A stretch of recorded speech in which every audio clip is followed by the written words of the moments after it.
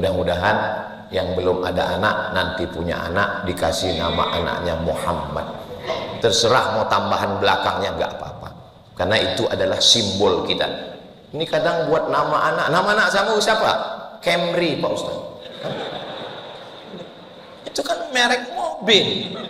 Kebetulan lahirnya 17 Agustus Pak Ustaz. Terus apa hubungannya? Camry itu maksudnya kemerdekaan Republik Indonesia.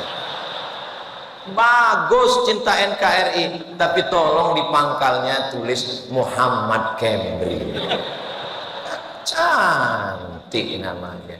Begitu. Ini sekarang banyak orang sekarang buat nama anak ini cocokologi. Nama suami Sulaiman, nama istri Toyibah, lahir anak Letoy. Mohon maaf Pak Sulaiman, jangan pusing. Nah, jadi nama itu adalah, kadang orang ini ngomong ikut omongan Shakespeare dari Inggris. What is in a name? Apalah arti sebuah nama? Bagi kita nama adalah doa. Mudah-mudahan nama ini mengangkat harkat, derajat, martabat di hadapan Allah Subhanahu wa ta'ala. Apa kabar Bapak Ibu semua? Alhamdulillahi Rabbil Alamin. Allahumma salli ala Sayyidina Muhammad wa ala ali Sayyidina Muhammad. Semoga kita semua mendapatkan syafaat Nabi Muhammad SAW. Amin ya Rabbal Alamin. Menurut survei Global Index, nama yang paling populer di dunia sekarang ini, 133 juta manusia menggunakan nama ini, adalah nama Muhammad Sallallahu Alaihi Wasallam. Dan salah satu yang memakai nama itu adalah Jenderal Muhammad Herindra.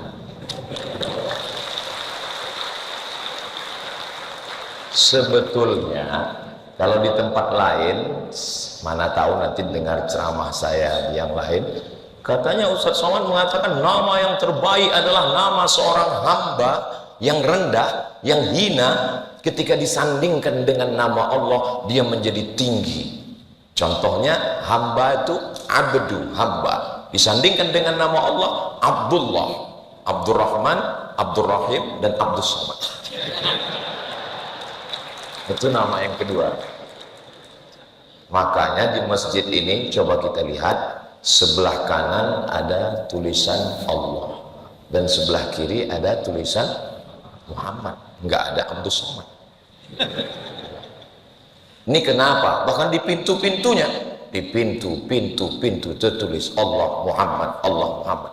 Sekarang ada yang ceramah katanya nggak boleh menyandingkan nama Allah dengan nama Muhammad, karena Allah itu Tuhan, sedangkan Muhammad itu manusia. Ini nanti mana tahu ada yang datang kemari lalu dia mengkritik, walaupun dia belum tentu berani. Tapi sekarang kritik kan nggak bisa langsung, dia foto, dia posting di fake account. Ketika Nabi Muhammad SAW Isra Mi'raj, Nabi sampai melihat makhluk yang paling besar ciptaan Allah, namanya Arash. Arash artinya singgasana. Di tiang-tiang Arash itu Nabi melihat ada dua nama yang bersanding. Itulah nama Allah dengan nama Muhammad Sallallahu Alaihi Wasallam. Ketika Nabi Adam makan buah kuldi, lalu dia berdosa, dia bertobat, doa yang paling tua, Rabbana zolamna anfusana wa illam taghfir lana wa tarhamna lanakunanna minal khasirin. Ini mesti diterjemahkan. Boleh hanya bahasa Arabnya saja. Sudah lama saya ke Mekah, habis ke Mekah ke Madinah, sudah lama saya ceramah, baru ini diwajibkan terjemah.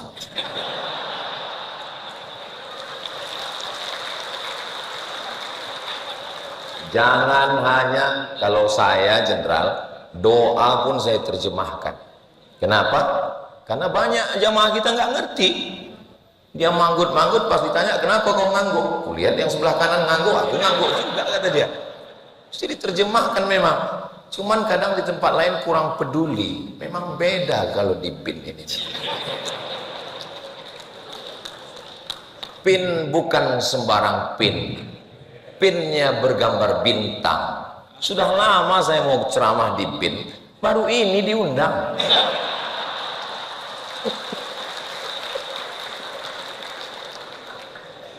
Sampai mana tadi ceramah? Nabi Adam berdosa, minta ampun sama Allah. Rabbana zalamna, ya Tuhan kami sudah menganiaya diri kami. Wa illam taufir lana, kalau engkau tidak mengampuni kami, wa tarhamna, kalau engkau tidak mengasihi kami, lanakunanna minal khasirin, kami termasuk orang yang rugi. Kenapa dia bilang kami? Karena dia berdoa dengan istrinya. Maka ibu, kalau suami berdoa, dengarkan baik-baik. Kadang ada suami ini doanya untuk diri dia saja. Dan kalau suami doanya doa bahasa Arab, bilang sama dia, terjemahkan. Jangan ibu amin-amin aja. Ini ada suami istri waktu sholat tahajud bersama, amin, amin. Pas kejadian baru marah. Ternyata doanya, Allahumma zawwijni zawjatan thaniyatan jamilah. Nikahkan aku dengan istri kedua yang cantik. Makanya tanya dulu, kamu ngomong apa tadi? Ini walaupun ceramah saya di PIN, tapi ini kan direkam. Ini untuk semua kantor se-Indonesia dari Sabang sampai Papua. Tolong, walaupun saya ceramah di Masjid Al-Bait Al-Akbar, tapi ini nanti akan diupload di channel Ustadz Abdul Somad. Tolong subscribe, like, share, and comment. Nah, maka ketika Nabi Adam setelah berdoa Rabbana zalamna anfusana wa illam taghfir lana wa tarhamna lanakunanna minal khasirin, Nabi Adam melihat ada nama yang bersanding dengan nama Allah di tiang aras. Lalu dia berkata, Allahumma inni atawassalu ilaika bihaqqi Muhammad, aku memohon kepadamu berkat nama Muhammad sallallahu alaihi wasallam, ampunkan dosaku. Allah bertanya, Allah nanya bukan karena Allah nggak tahu, Allah maha tahu, tapi Allah mau kasih tahu pada siapa yang tidak tahu. Nama siapa yang kau sebut tadi? Nama Muhammad. Dari mana kau tahu Muhammad? Karena ketika engkau ciptakan aku, rafa'tu ra'si, ku angkat kepalaku, dan aku lihat di tiang aras ada tertulis nama yang bersanding dengan namamu. Itulah dia nama Muhammad sallallahu alaihi wasallam. Mudah-mudahan yang belum ada anak nanti punya anak dikasih nama anaknya Muhammad. Terserah mau tambahan belakangnya nggak apa-apa, karena itu adalah simbol kita. Ini kadang buat nama anak kamu siapa? Camry Pak Ustaz. Itu kan merek mobil. Kebetulan lahirnya 17 Agustus Pak Ustaz. Terus apa hubungannya? Camry itu maksudnya kemerdekaan Republik Indonesia. Bagus, cinta NKRI, tapi tolong di pangkalnya tulis Muhammad Camry. Cantik namanya. Begitu. Ini sekarang banyak orang sekarang buat nama anak ini cocokologi. Nama suami Sulaiman, nama istri Toyibah, lahir anak Letoy. Mohon maaf Pak, Sulaiman yang sedang bersedih. Nah, jadi nama itu adalah, kadang orang ini ngomong ikut omongan Shakespeare dari Inggris. What is in a name? Apalah arti sebuah nama? Bagi kita nama adalah doa. Mudah-mudahan nama ini mengangkat harkat, darjat, martabat di hadapan Allah Subhanahu wa ta'ala. Lalu kemudian Nabi melanjutkan Isra dan Mi'rajnya. Dan ketika itu dia sampai ke Baitul Maqdis Palestina. Mudah-mudahan Allah menolong saudara kita di Gaza. Sampai di sana, itulah yang dibaca sebelum azan. Assalatu wassalamu alaik, alaika ya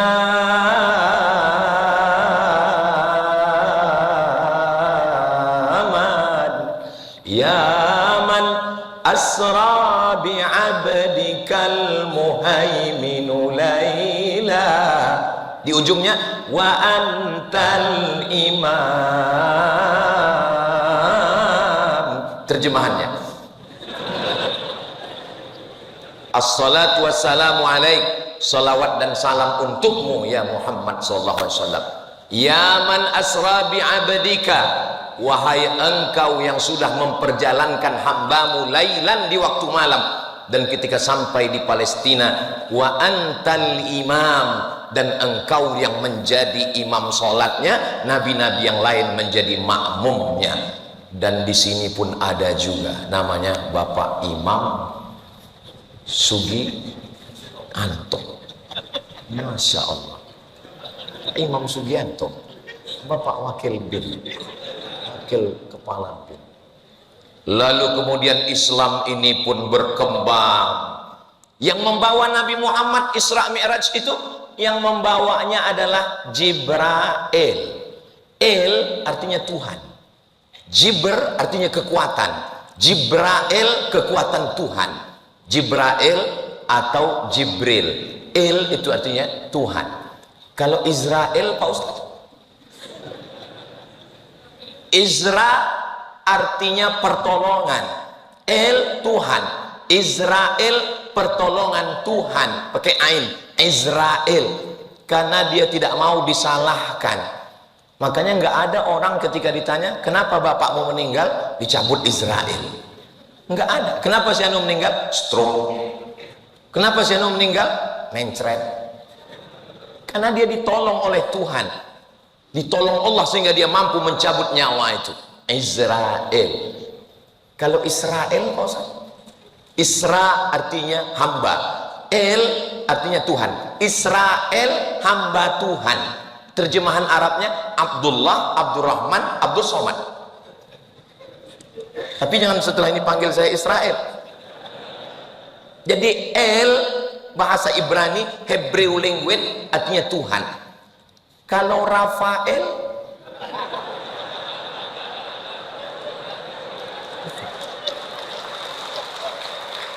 terjemahan Arabnya Syifa. Syifa artinya penyembuh, karena dia malaikat yang memberikan kesembuhan, kesembuhan dari Tuhan, maka disebut dengan Rafael.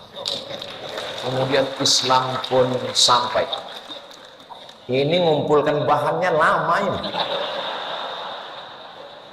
Jadi tugas saya ini memang mirip-mirip tugas badan intelijen juga, mengumpulkan data, menganalisa dan menyampaikannya. Cuman bedanya saya nyampaikannya ke jamaah.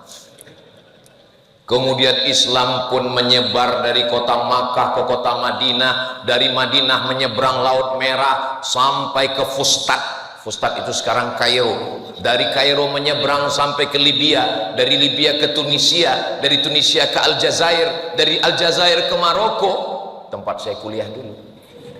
Dari Maroko ini menyeberang ke Andalusia.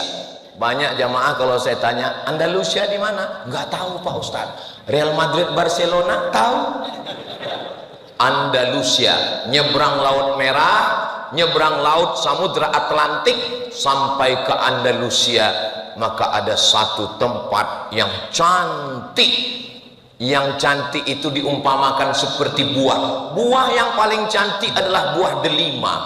Makanya perempuan selalu dikatakan rambutnya bak mayang terurai, bibirnya bak delima merekah. Maka yang paling cantik delima. Makanya batu cincin pun, Pak, itu batunya apa? Merah delima. Maka di pintu kota itu dipasang buah delima 3, satu di atas, satu di kanan, satu di kiri. Kota itu namanya Granada, Rafael Granada.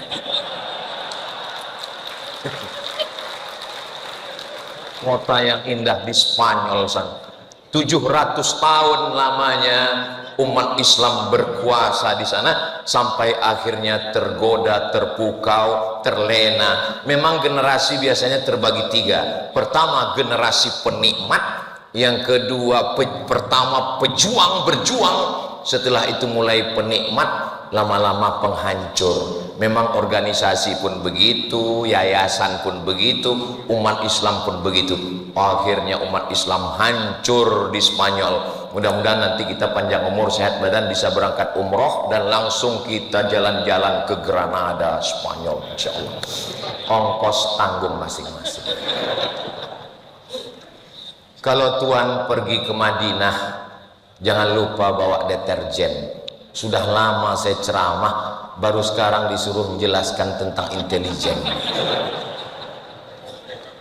Bagaimana Ustadz tentang Nabi Muhammad sebagai manusia yang memiliki intelijen? Jadi pada hari Kamis siang setelah zuhur, Nabi datang ke rumah Abu Bakar Siddiq. Wahai Abu Bakar Siddiq, ya, nanti malam kita hijrah.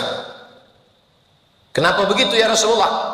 Karena tadi ada rapat di Darun Nadwah. Semua kepala suku sudah bersepakat nanti malam jam 2 malam mereka akan datang ke rumah saya dan akan mencincang kepala saya. Maka nanti malam sebelum bangun tahajud kita akan pergi naik ke Jabal Sur. Pertanyaannya, dari mana Nabi tahu bahwa pagi Kamis tadi ada rapat? Jangan kemana-mana, kita lanjutkan setelah yang satu. Begitu kalau ceramahnya di TV. Dari mana Nabi tahu bahwa pagi tadi ada rapat antara Abu Jahal, Abu Lahab, dan Abu lainnya? Kok bisa dia tahu? Ternyata rapat pagi itu disadap. Nah, pentingnya sadapnya. Sehingga datang laporan itu ke Nabi. Dan sadapnya nggak pakai kabel, wireless. Menyampaikan berita ke Nabi, wahai Muhammad SAW, nanti malam kamu akan hijrah karena mereka akan bersepakat mengirim anak-anak muda ke tempat tidurmu, mereka akan mencincangmu. Apa alat yang dipakai? Jibril alaihissalam. Lalu Nabi pun malam itu dia keluar rumah, anak-anak muda 12 dengan pedang yang panjang, dengan tangan yang kekar sudah siap mencincang Nabi. Berikut saat mereka akan masuk ke dalam rumah, Nabi pun keluar. Itulah maka kita baca ayat itu malam Jumat. Apa ayatnya? Wa ja'alna min baini aydihim sadda wa min khalfihim sadda fa aghshaynahum fahum la yubsirun. Sari tilawahnya. Wa ja'alna min baini aydihim sadda, di depan mereka kami jadikan tembok. Wa min khalfihim sadda, di belakang mereka ada tembok. Fa aghshaynahum, mata mereka kami tutup. Fahum la yubsirun, mereka tidak bisa melihat apa-apa. Maka pada saat itu Nabi pun keluar, mereka terpukau tidak melihat apa-apa. Tolong ayat ini jangan dipakai waktu ada razia lalu lintas. Ada orang kadang naik motor pas ngeliat ada polisi, wa ja'alna min baini aydihim sadda wa min khalfihim sadda fa arshaynahum fahum la yubsirun. Iya, tetap disemprit prit katanya. Loh, kok Bapak ngelihat? Orang saya baca itu juga, kata Pak Polisi. Polisinya ngaji. Kamu nonton ceramah Ustaz Somad juga kan? Katanya iya. Iya podo mbek aku. Makanya kalau membaca ayat itu penting tahu artinya. Kalau enggak orang ini merangka ini bim salah bim abrakadabra. Agama Islam ini ngerti, paham. Makanya tapi kalau ayat sholat nggak usah diterjemahkan. Jangan mentang-mentang saya ngomong mesti terjemahkan lalu sholat. Inna sholati, my praying, wa mahyaya, my life, wa mamati, my dying, lillahi ta'ala, for you, oh my God. Ya tetap biasa aja, cukup dengan faham saja. Tapi saya sampai hari ini, tadi saya segan Bapak Jenderal sampai menyebutkan Ustadz Somad itu S1-nya di Mesir, S2-nya di Maroko, S3-nya di Sudan. Saya senang Pak, tapi nggak semua orang ikut senang dengan kesenangan saya. Nanti kalau ceramah ini diupload, sambutan Bapak diupload, yang nggak senang dia komen, alah kalau cuma lama di Arab, onta juga lama.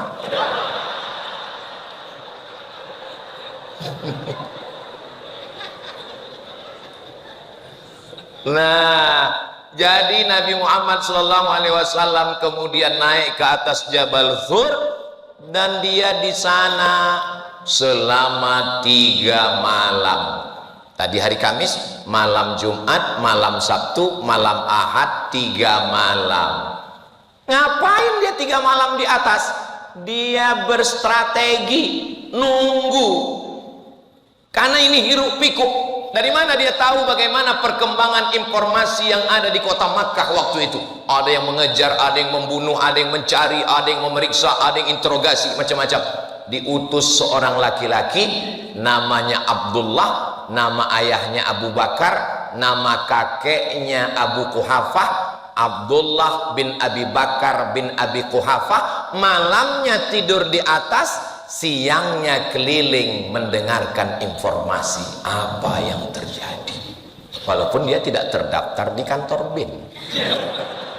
Dia sedang mendengarkan apa yang terjadi. Hati-hati, dinding dan tiang bisa bertelinga. Dia siang pura-pura nggak tahu, tapi malam dia naik ke atas cerita situasi begini ya Rasulullah, jangan turun dulu. Padahal kalau kita mau, ini nggak perlu pakai ini, kan selesai. Ada Jibril, ada Mikail, ada Israfil, ada Israel, ada Munkar, ada Nakir. Innama amruhu iza arada syai'an ayakula lahu kun fayakun. Tapi kenapa ceritanya mesti nginap dulu 3 malam di atas, mesti ada yang dengar berita? Nabi mau ngajarkan kita hidup ini berstrategi dan mesti ada intelijen. Nggak boleh. Makanya tadi kalau Pak Jenderal mengatakan ini mesti ada pakai peci merah, jangan Pak Jenderal, nanti ketahuan. Cukup peci hitam saja, tapi singletnya merah.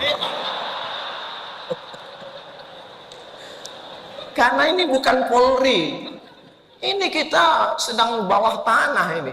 Kok malah saya yang jadi gurui jenderal pula? Saudara yang dimuliakan Allah, bayangan saya, ini bayangan saya ya Bu ya, sebelum ceramah tadi, ini nanti ceramah di BIN ini pasti bawaannya macam khutbah Jumat ini nanti. Ternyata Masya Allah, itu tergantung bagaimana pimpinannya nyambut kita. Ini kan sebelum kesini kami sudah ngobrol dulu tadi.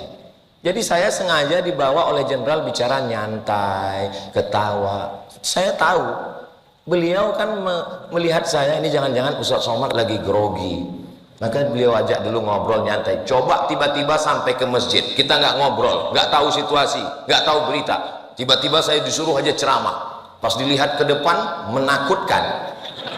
Misalnya kalau di sini terus terang saya merasa aman, nyaman, adem. Kenapa adem? AC-nya bagus. Saudara yang dimuliakan Allah Subhanahu wa taala. Lalu kemudian bagaimana kalau ada musuh yang naik ke atas?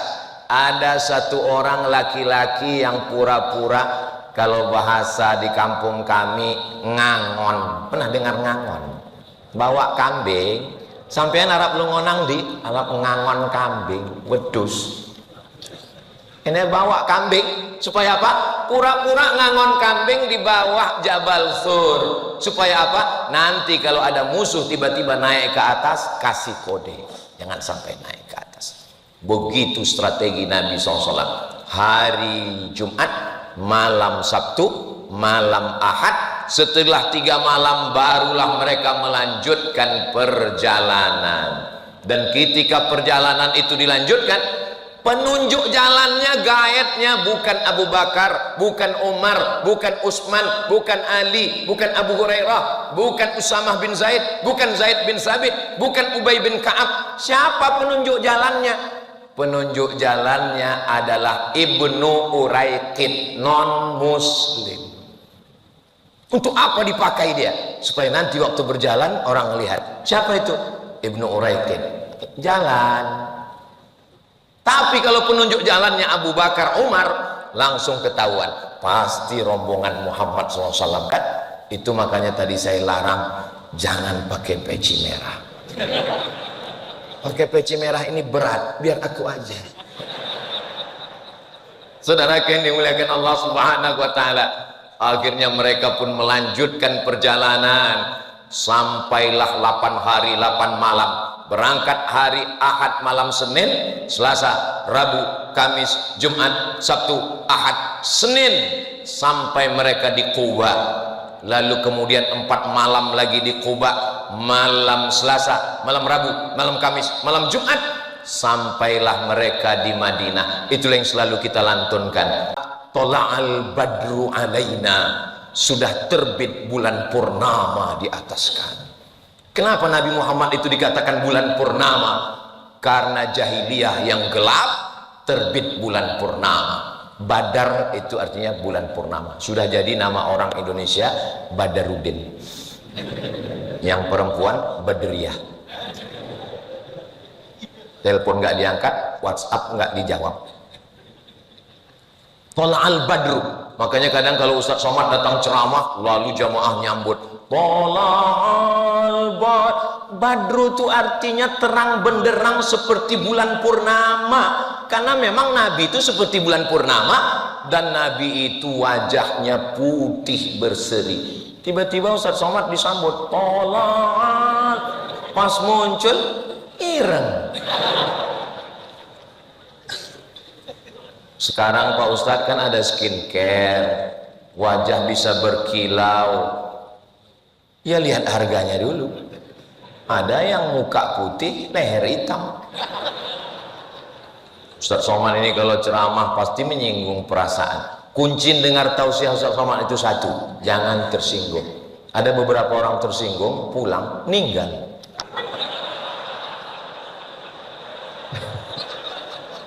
Bukan kan, memang udah ajalnya sampai. Mudah-mudahan kita semua sehat walafiat. Takut juga. Lalu kemudian Nabi Muhammad sampai. Kenapa Nabi sampai itu disambut tola'al badru alaina? Karena sebelum Nabi sampai ke sana, Nabi sudah kirim sahabatnya dulu. Siapa namanya? Mus'ab ibnu Umair, Sa'ad bin Zararah. Mereka ke Madinah dulu, nyari pengikut dulu, yang baiat Aqabah selama 2 kali musim haji. Mereka datang, bawa jamaah, pulang lagi, mempersiapkan semua, barulah Nabi datang ke kota Al-Madinah Al-Munawwarah. Jadi jangan bayangkan Nabi itu Bismillahirrahmanirrahim, la haula wala quwata. Enggak begitu guys. Dia perlu penuh dengan intelijensia, kecerdasan untuk menjaga, membaca, bagaimana mengumpulkan informasi yang ada di Madinah, menganalisa informasi dan menyampaikan informasi ini ke Nabi. Yang mau ditangkap ini ada 2. Yang pertama peluang, dan kedua ancaman. Kalau ada peluangnya, ada ancamannya. Kok saya lagi seperti membeli pembekalan sekarang? Ada nggak peluang di Madinah? Hijrah ini bukan Madinah ini ujuk-ujuk tiba-tiba Madinah. Tidak begitu. Hijrah yang pertama kemana? Hijrah yang pertama dari Makkah turun ke bawah. Namanya Yaman. Dari Yaman nyebrang Laut Merah. Namanya Djibouti. Dari Djibouti naik ke atas. Namanya Habasyah. Bahasa kitanya Ethiopia. Ada lagunya di Ethiopia, Iwan Fals yang dulu kelaparan. Saya karena di masjid segan, kalau di tanah lapang kita nyanyikan 3 album. Nabi sudah mengirim utusan untuk hijrah ke Ethiopia. Tapi laporan, siapa yang membawa ke Ethiopia? Namanya Ja'far bin Abi Thalib, saudara kandung Abi Thalib, sepupu Nabi, yang hubungan dekat, nggak mungkin mengkhianati Nabi. Tapi ketika Ja'far pulang ditanya, Ja'far, gimana keadaan di Ethiopia? Ya Rasulullah, di sana aman, karena rajanya pro kita, namanya Najasyi. Tapi kalau Nabi ke sana, Nabi nggak akan mungkin punya kekuasaan, karena ada raja. Nggak boleh ada 2 matahari kembar. Peluang, ancaman nggak ada, tapi peluang nggak ada. Kalau begitu hijrah ke sana nggak usah. Hijrah yang kedua, Nabi pergi ke Taif. Nabi pergi ke Taif nggak pakai sendal, nggak naik keledai, nggak bawa teman, sendirian. Supaya apa? Supaya musuh-musuh yang ngintip nyangka dia mau kemana? Nggak jauh-jauh kemana-mana. Makanya Bapak kalau ada rencana macam-macam jangan bawa koper. Pura-pura kayak jalan biasa aja. Tiba-tiba, mudah-mudahan suami-suami kita dijaga dari pelakor, insyaallah. Amin. Kok bisa belok ke situ ya? Sampai ke Taif. Taif itu 100 km dari kota Makkah, pegunungan cantik, adem, ayem, indah. Lalu kemudian sampai di Taif, Nabi tidak disambut dengan tola'al badru alaina, dilempar pakai batu, dilempar pakai kayu, dilempar pakai tulang onta, salah satunya mengena ke telapak kakinya, berdarah. Apa kata malaikat Jibril? Kalau sampai darah di telapak kakimu itu menetes ke tanah, maka akan aku ratakan mereka semua mati. Nabi mengusap telapak kakinya supaya darahnya enggak netes ke tanah. Seandainya saya yang dapat tawaran itu, wahai Abdul Somad, seandainya darah kakimu menetes ke tanah, kumatikan semua haters-hatersmu dan buzzer-buzzer yang mengejekmu. Tanpa tunggu pikir panjang, saya usapkan ke tanah langsung.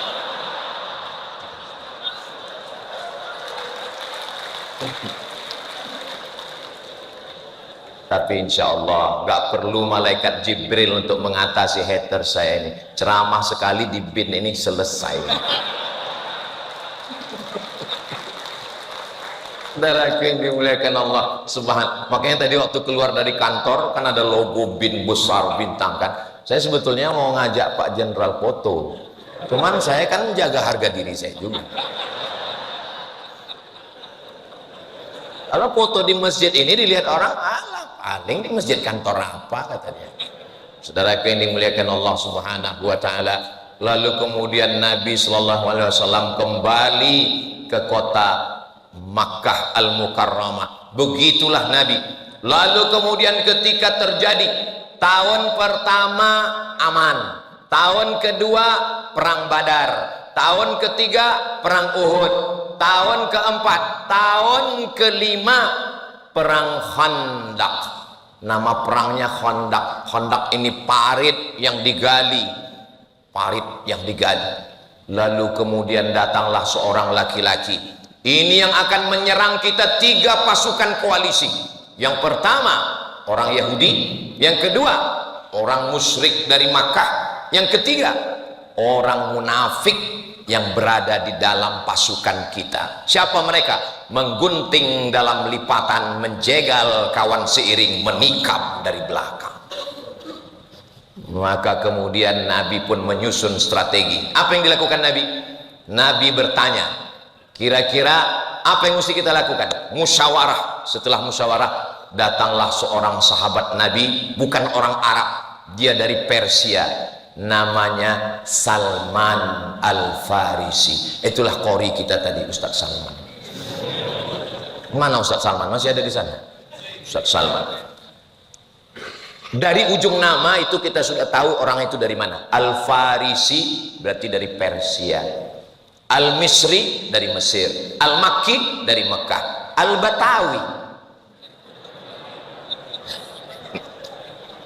Jadi kita udah tahu dia berasal dari mana. Dulu Bu, Pak, dulu orang Arab itu ngejek kita Jawi Bagar. Jawi artinya orang Jawa. Jawi itu bukan cuma orang Jawa, orang Sumatera, orang Kalimantan, orang Sulawesi, semua Nusantara ini dulu disebut Jawi. Dan mereka ngejek Jawi Bagar. Bagar itu bakor. Bakor Pak Ustaz, kan ada dalam surat Al-Quran, Al-Baqarah, sapi. Asal ngelihat orang kita Jawi Bagar. Kenapa dia ejek kita Jawi Bagar? Karena nggak lancar ngomong Arab. Asal ketemu Jawi Bagar. Bagaimana Allah mau mengangkat derajat orang kita di Makkah? Lahir seorang laki-laki, hafal Quran, hafal hadis, nulis tafsir. Judul tafsirnya Marah Labid fi Kashfi Ma'anil Quranil Majid. Namanya Syekh Nawawi Al-Bantani. Orang mana tuh? Banten. Banten. Tolong ingat baik-baik, mungkin ini nanti akan keluar dalam UAS ujian akhir semester. Ahli tafsir, pernah ceramah di Al-Azhar Mesir. Syekh Nawawi Al-Bantani, makamnya di Mu'alla di Makkah Al-Mukarramah. Lalu ahli hadisnya, datang lagi seorang anak laki-laki dari Jawi juga, namanya Mahfuz, di ujung namanya At-Turmusi. Turmusi itu dari mana Pak Ustaz? Tremas Pacitan. Pripun kabare panjenenganipun? Sae, muga-muga sing melu acara iki padha kabeh mlebu nang surga. Oh, banyak orang Jawa dari Pacitan, ahli hadis, orang hebat. Muridnya siapa? Syekh Mahfud Al-Tarmasi punya murid, jenenge siapa? Syekh Muhammad Hashim Asy'ari mendirikan Nahdlatul Ulama, naik derajat jauh. Lalu kemudian Imam Masjidil Haram, ada seorang anak laki-laki merantau karena keluarganya ditekan oleh Belanda, menyeberang sampai ke Makkah. Rupanya bak kata pepatah orang Melayu, kalau ada tuah di badan, pasir digenggam menjadi intan. Suatu ketika dia sudah hafal Quran, dia hafal hadis, menikah dengan anak orang kaya. Nama bapaknya Syekh Soleh Al-Kurdi. Al-Kurdi berarti orang Kurdi. Oh, Al-Kurdi. Kurdi sampai sekarang suku yang nggak punya negara. Kurdi ada. Salahuddin Al-Ayyubi orang Kurdi. Syekh Muhammad Said Ramadan Al-Buti orang Kurdi. Kurdi ada di Turki, ada di Suriah, ada di Mesir. Syekh Amin Al-Kurdi nggak punya negara. Lalu kemudian mertuanya Syekh Soleh Al-Kurdi ini membawa anak muda ini sholat di istana raja. Rajanya langsung jadi imam. Pas baca ayat, salah baca dia, ditakdirkan Allah salah. Lalu kemudian diluruskan oleh anak muda ini di belakang. Setelah diluruskan bacaannya, selesai sholat dia nanya, jenenge sampean sopo? Itu terjemah Jawanya. Kalau bahasa kampung kami, what is your name? Nama saya adalah Ahmad Khotib Al-Minkabawi. Minkabawi, Minangkabau. Syekh Ahmad Khotib Al-Minkabawi, orang Nusantara yang jadi imam di Masjidil Haram, meninggal tahun 1915-1916. Maka bangkitlah marwah harkat martabat orang Nusantara di Makkah Al-Mukarramah. Lalu Syekh Ahmad Khotib Al-Minkabawi, Syekh Nawawi Al-Bantani, Syekh Mahfud At-Turmusi mengirim murid-muridnya. Satu muridnya pulang ke Jombang mendirikan Nahdlatul Ulama. Satu muridnya pulang ke Yogyakarta. Itulah dia Kiai Haji Ahmad Dahlan. Satu muridnya pulang ke Sumatera Barat. Itulah dia Syekh Sulaiman Ar-Rasuli mendirikan Perti, Persatuan Tarbiyah Islamiyah.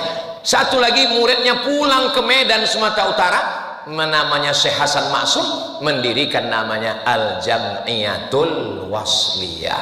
Muhammadiyah 1912, NU 1926, Perti 1928, Al-Wasliyah 1930. Makanya suatu ketika waktu saya sedang hadir acara ijtima' tabligh 20.000 orang, tiba-tiba datang seorang bertanya ke saya, Ustadz, ya sebetulnya aliran Ustadz apa? Kenapa Bapak nanya begitu? Soalnya kami lihat di NU Bapak sekretaris lembaga Bahsul Masail. Terus di Muhammadiyah Bapak sebagai penasehat lazismu lembaga amil zakat Muhammadiyah. Terus di Al-Wasliyah kami lihat Bapak di komisi dakwah. Terus di Perti Bapak komisi fatwa. Terus saya balik nanya, kamu siapa? Saya Intel Pak.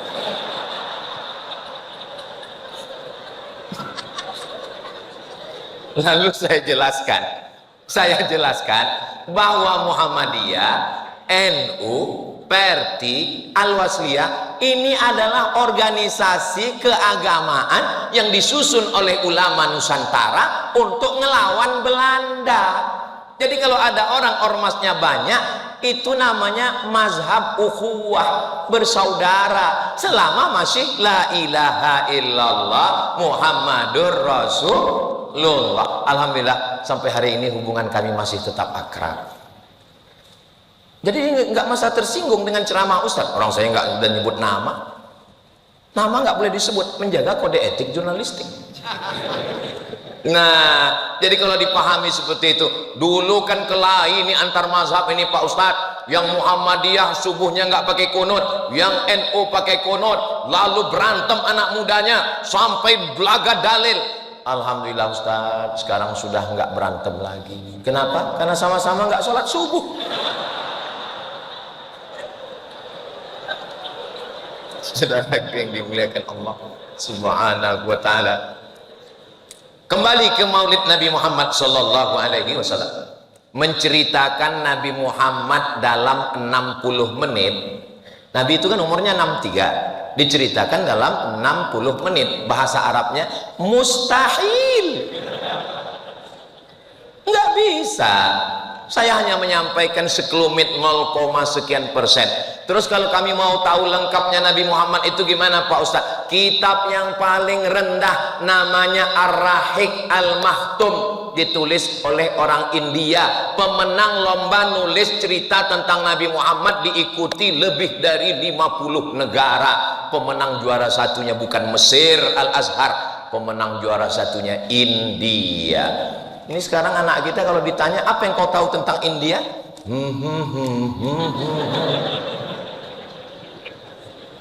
apa yang kau tentang India? Padahal India ulama-ulama besar yang luar biasa.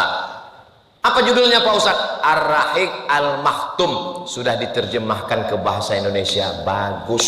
Saya ada di rumah, kemarin saya beli pas ada waktu kosong baca. Saya nggak mau gara-gara ini lalu semua pegawai besok sibuk baca. Pas ditanya gimana laporan tentang Indonesia hari ini, kami lagi baca buku Pak. Kalau ada waktu kosong pulang ke rumah baca. Andai tidak terbaca pun insya Allah kita sudah mewariskan sejarah kepada anak kita. Nanti ketika kita sudah mati, anak kita buka-buka lemari mau merapikan, dia lihat ada buku, nangis dia ngelihat buku itu. Mama, kenapa dia nangis? Plastiknya belum dibuka.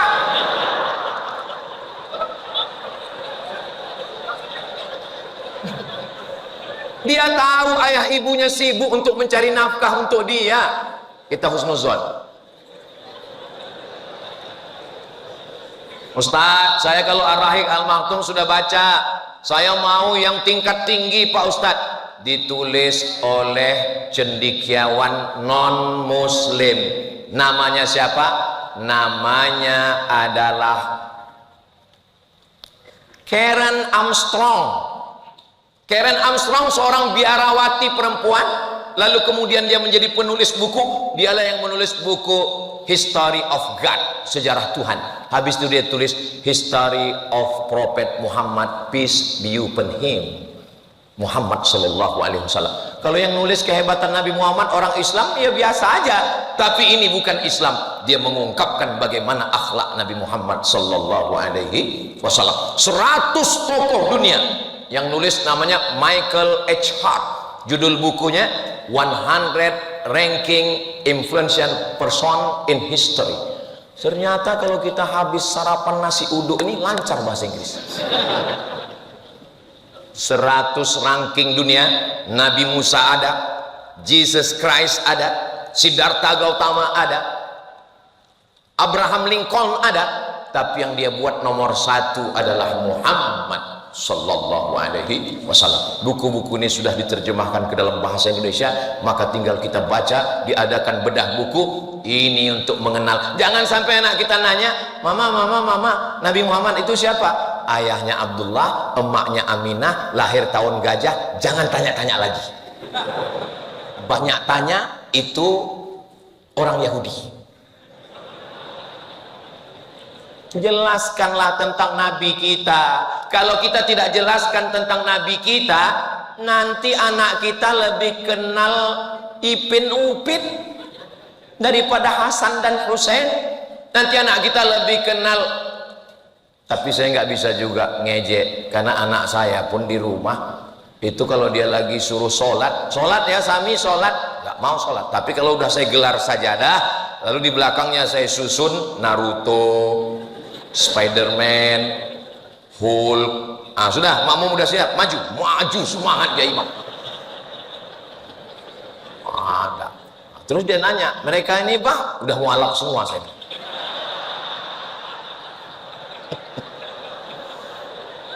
Ya kita dengan bahasa anak-anak. Jadi jangan ibu sangka, jangan bapak sangka karena saya ini ustadz, lalu saya ngomong dengan anak dengan bahasa ustadz. Ya nggak begitu. Nggak bisa saya pulang. Saya ceramah ini cuman Jumat, Sabtu, Ahad, Senin. Kalau Selasa, Rabu, Kamis, saya di rumah sebagai seorang ayah. Saya gendong anak saya. Kalau dia pipis, saya ganti pempesnya. Kalau dia saya berpikir sekali lagi. Gitu. Jangan bayangkan Ustadz Somad ini kan Ustadz, lalu kalau saya pulang ke rumah, anak istri saya tunjuk, ya ayyuhalladzina amanu.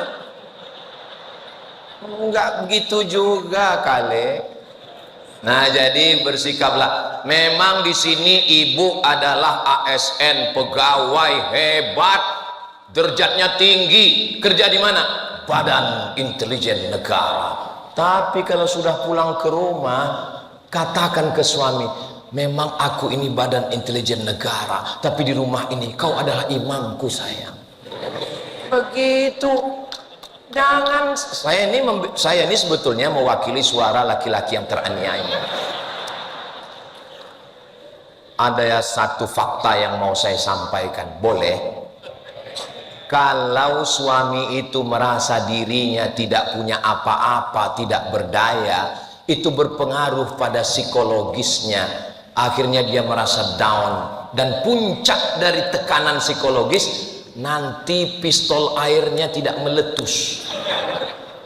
Saya malu mengucapkan ini di depan bapak-bapak jenderal, tapi saya mau rumah tangga kita tetap baik, walaupun profesor doktor, walaupun dokter spesialis, walaupun uangnya banyak. Maka katakanlah pulang nanti, you are my hero. Begitu. Tapi kalau ibu, kakak-kakak lalu mengatakan, aku pegawai, aku orang Badan Intelijen Negara. Kalau kamu macam-macam, semua yang ada di WhatsAppmu sudah ada di sini. Dia langsung meninggal.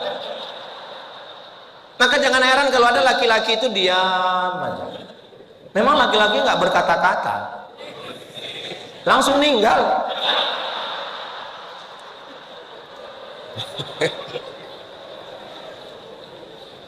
Sayang, ini slip gaji, ini tabungan, semua milik.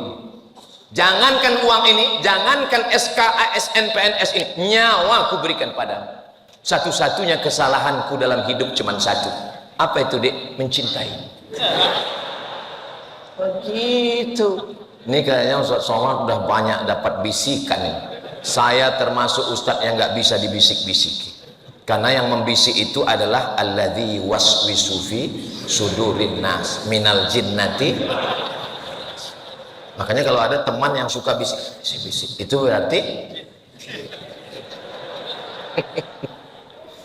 kalau yang berbisik ke telinga kita jin, itu bisa kita usir dengan ayat kursi. Tapi kalau yang berbisik ini nas, kursinya sekalian.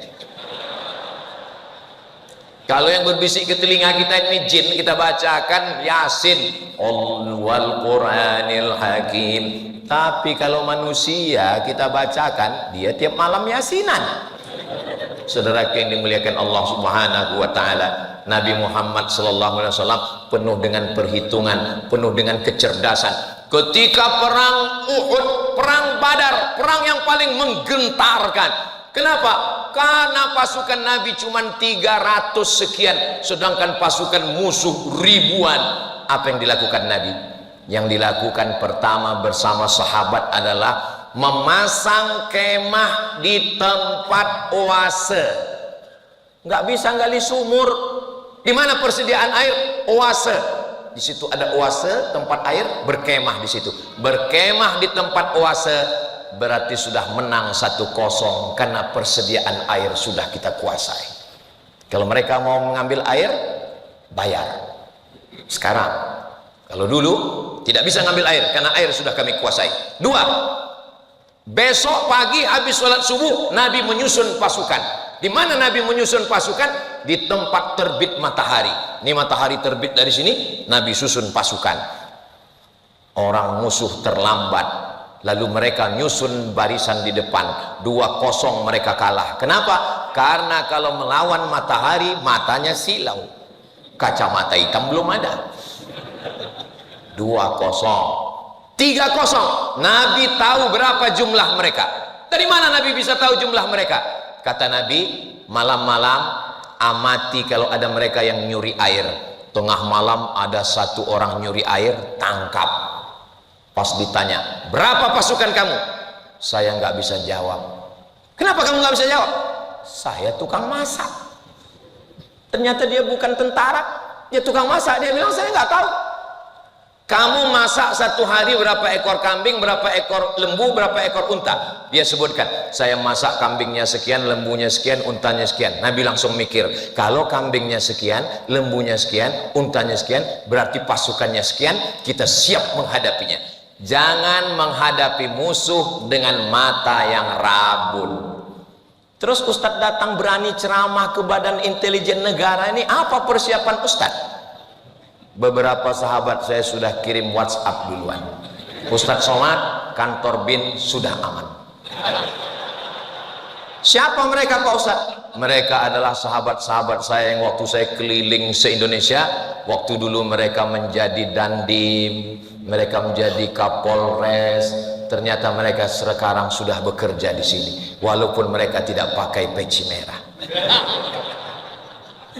Saudara yang dimuliakan Allah Subhanahu wa taala, tadi saya tausiah ini jam 10 kurang 15.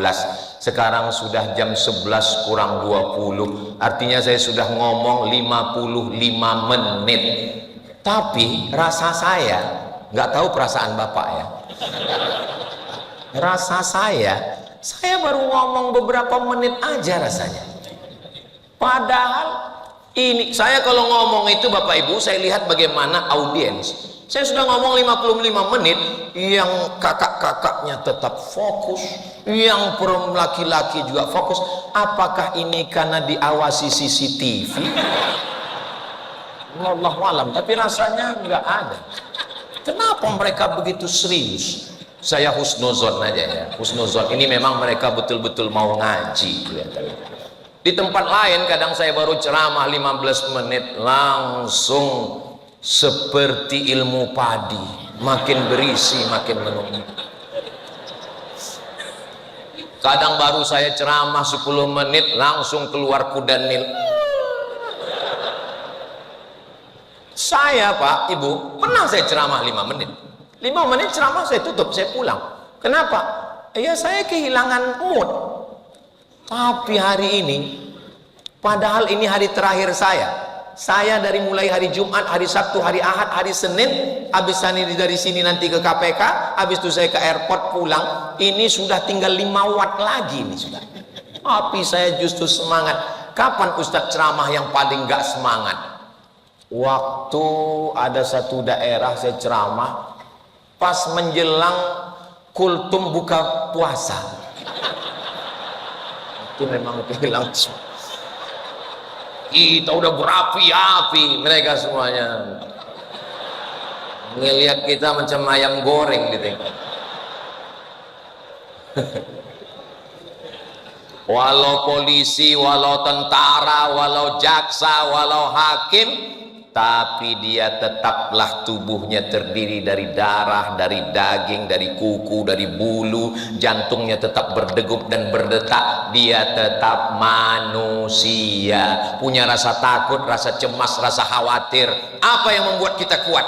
Yang membuat kita kuat tidak lain adalah zikir kepada Allah, la ilaha illallah Muhammadur Rasulullah. Berangkat dari rumah, aku sebagai seorang abdi negara, tugasku adalah mengumpulkan informasi, menganalisa, memberikan kepada kepala negara untuk 2, peluang dan ancaman terhadap negara. Yang kulakukan ini adalah amal ibadah. Bismillahirrahmanirrahim, la haula wala quwata. Bapak yang bekerja lembur, nanti ditelepon sama istri, di mana sayang? Ibadah.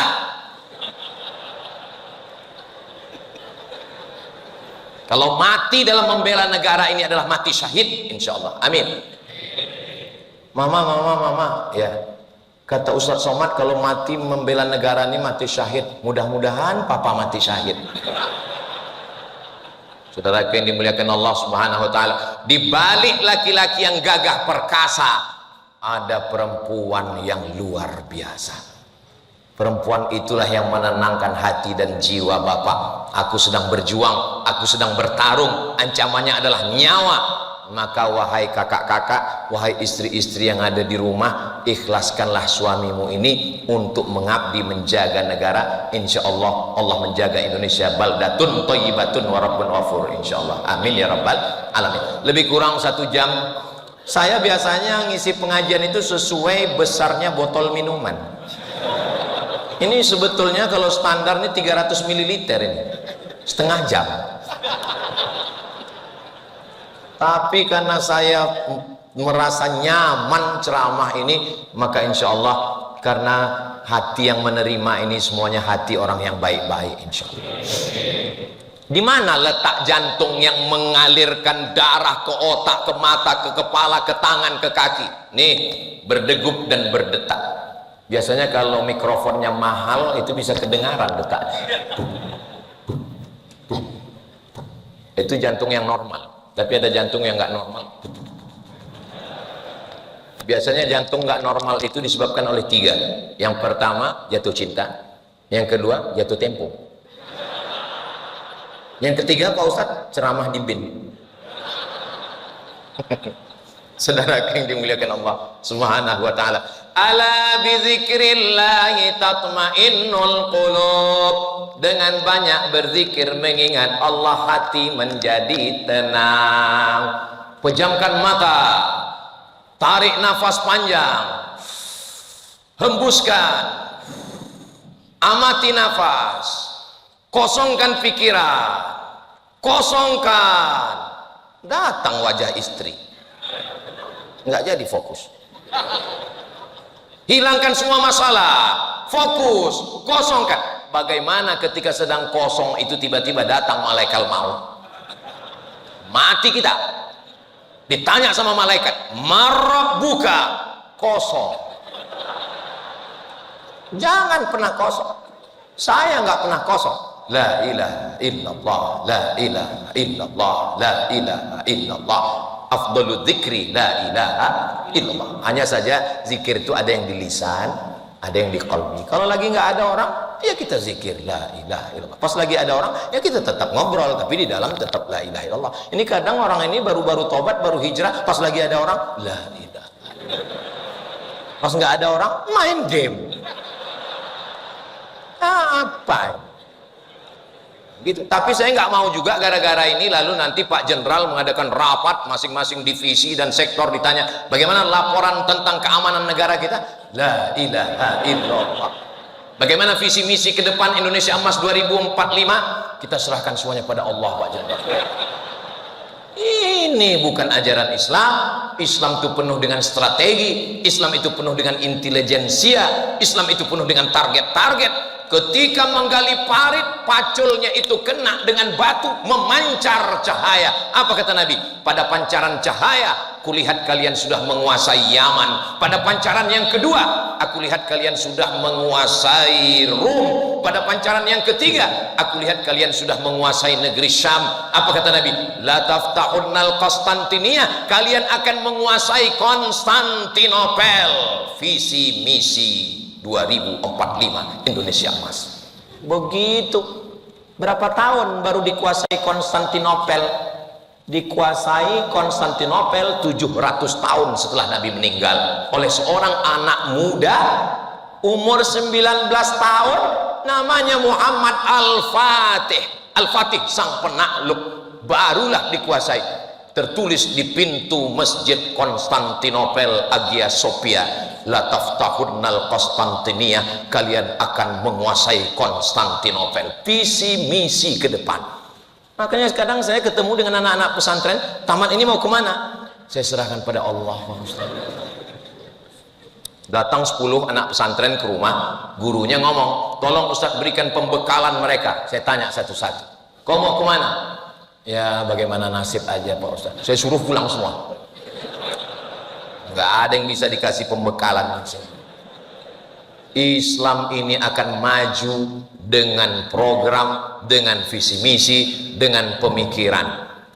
Itulah yang dapat saya sampaikan pada kesempatan yang baik dan mulia ini. Saya tutup sebelum doa dengan pantun penutup. Menangkap puyuh di Bukit Selasi. Thank you dan terima kasih.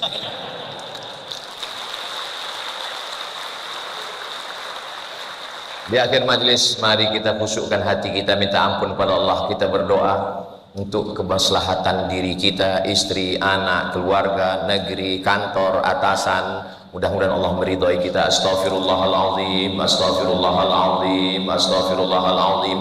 Alladzi la ilaha illa huwal hayyul qayyum wa atubu ilaih. Allahumma anzilir rahmata was salamata wal barakata alaina. Turunkan keselamatan, kerahmatan, keberkahan untuk kami semua. Allahumma ja'al hadzal balada baladan amina. Jadikan Indonesia baldatun thayyibatun wa rabbun ghafur. Allahumma dafa'anal ghala wal waba wal fahsya wal riba wal zina wal munkar. Selamatkan Indonesia dari malapetaka, bencana, riba, zina, narkoba, perbuatan keji dan mungkar. Ya muqallibal qulub, engkau yang membolak-balikkan hati, tsabbit qulubana, kokohkan hati kami ala dinik, dalam agamamu, wa ala ta'atik, dalam ketaatan kepadamu. Allahumma ansurna, tolong kami. Hasbunallah wa ni'mal wakil, hanya engkau saja yang bisa menolong kami. Yassir lana umurana, mudahkan segala urusan kami. La tada' lana dzamban illa ghafartah, semua dosa-dosa kami dari ujung rambut ke ujung kaki ampunkan, bersihkan ya Allah. Wala dainan illa qadaitah, tolong kami lepas dari hutang piutang riba. Wala maridan illa syafaitah, ada yang sakit angkat penyakitnya, sehatkan ya Allah. Wala mayyitan illa rahimtah, yang sudah meninggal dunia lapangkan kuburnya. Wala aziban illa zawajtah, yang belum menikah jumpakan dengan jodohnya. Wala raghiban illa anjabtah, yang belum ada keturunan berikan anak soleh solihah penghafal Quran. Allahumma in kana rizquna fis sama'i fa anzilhu, kalau rezeki kami masih tergantung di langit, turunkan kepada kami. Wa in kana fil ardi fa akhrijhu, kalau masih tertanam dalam tanah, naikkan ke tempat kami. Wa in kana ba'idan fa qarribhu, kalau rezeki kami masih jauh, dekatkan kepada kami. Wa in kana mu'siran fayassirhu, kalau masih sulit, mudahkan untuk kami. Allahumma hfazna, jaga mata kami, jaga hati kami, jaga pikiran kami. Allahumma aghnina bihalalika an haramik, cukupkan kami dengan yang halal sehingga kami tidak perlu mencari-cari yang haram ya Allah. Allahumma tub alaina, terima taubat kami. Rabbana fir lana dzunubana, ampunkan dosa kami, wali abaina, ayah kami, wali ummahatina, ibu kami, wali azwajina, pasangan hidup kami, wali dzurriyyatina, anak-anak keturunan kami, wali man hadarana, semua yang hadir yang mengikuti kajian ini ya Allah. Waqtim bis salihati a'malana, tutup umur kami dengan husnul khatimah. Sampai masanya nanti kami mati, izinkan kalimat yang terakhir keluar dari mulut kami, la ilaha illallah Muhammadur Rasulullah sallallahu alaihi wasallam. Allahumma kama jama'tana fi hadzal jami'il baitil akbar, sebagaimana hari ini engkau kumpulkan kami di Masjid Al-Baitul Akbar, kumpulkan kami nanti di surga bersama Nabi Muhammad sallallahu alaihi wasallam. Rabbana atina fid dunya hasanah wa fil akhirati hasanah wa qina adzabannar. Wa sallallahu ala sayyidina Muhammad wa ala alihi wa sahbihi wa sallam, walhamdulillahi rabbil alamin.